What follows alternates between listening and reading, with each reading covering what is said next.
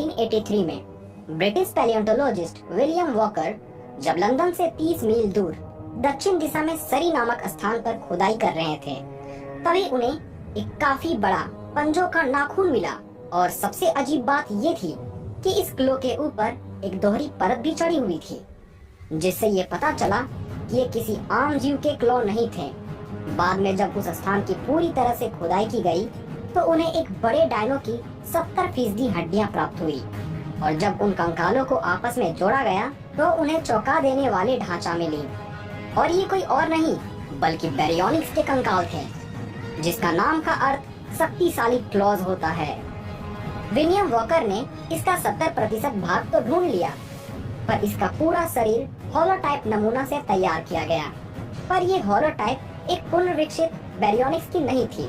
फिर भी ये रिजल्ट चौंका देने वाली थी, क्योंकि इसकी लंबाई 25 से 33 फीट और वजन 2 टन तक बताया गया। और इसका सिर भी एक घड़ियाल के समान था, जिस पे कुल 96 दांत लगे हुए थे। जहां दूसरे डायनो के जबड़े उतने नहीं खुल पाते थे, वहीं बैरियोनिक्स के जबड़े 90 डिग्री तक खुल सकते थे।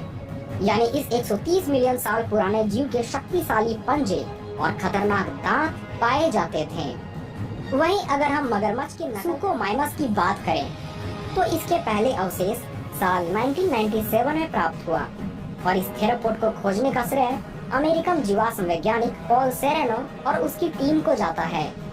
सुकोमाइमस स्पाइनोसॉरिड परिवार के सदस्यों में से एक थे, जो अफ्रीकन कॉन्टिनेंट में पाए जाते थे।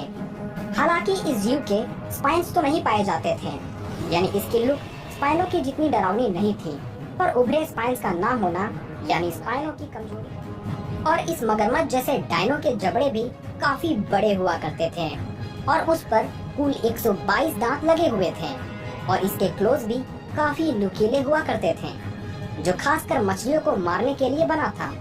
पर ये दूसरे जमीन में पाए जाने वाले जीवों को भी मौत के घाट उतार दिया करते थे। ये जीव आज से 112 मिलियन सालों पहले पाए जाते थे। इसकी लंबाई 31 से 36 फीट, वजन 3 से 5 टन और 1 टन की बाइट फोर्स पाई जाती थी।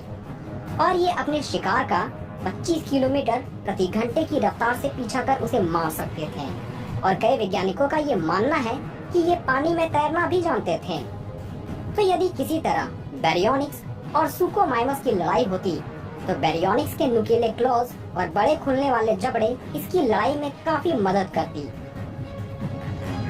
साथ ही बैरियोनिक्स की स्पीड 55 किलोमीटर प्रति घंटे की थी, यानी ये सुकोमाइमस के 2 गुने रफ्तार से भाग सकते थे। पर युद्ध में सिर्फ रफ्तार मायने नहीं रखता, युद्ध में हंटिंग स्किल, बाइट फोर्स और साइज भी मायने रखती है।